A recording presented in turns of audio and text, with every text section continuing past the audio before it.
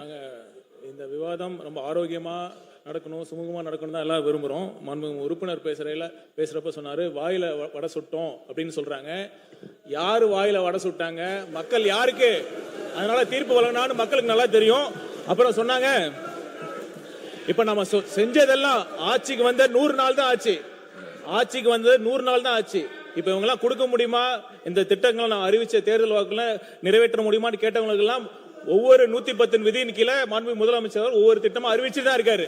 இப்ப பாத்தீங்கன்னா இலவச பெண்களுக்கு வெற்றி பயணம் திட்டமாக இருக்கட்டும், கேஸ் சிலிண்டர் திட்டமாக இருக்கட்டும், அனைத்தையும் செய்து கொண்டுதான் இருக்கிறார். இன்னொரு விஷயம் நான் சொல்லிக்கொள்ள விரும்புறேன். நான் எல்லாம் படிச்சு பார்த்தேன், கொள்கை விளக்க அறிக்கையை படிச்சு பார்த்தேன். எதுவுமே புதுசா இல்லைன்னு பாத்தீங்கன்னா, இப்ப பாத்தீங்கன்னா இந்த ஆட்சி அதிகாரங்கிறது தொன்று தொட்டு இருக்கு.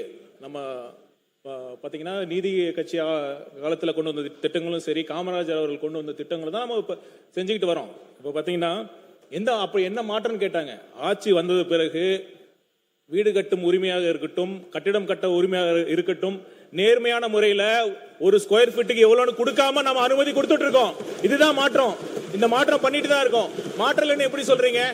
இதுதான் பெரிய புரட்சி.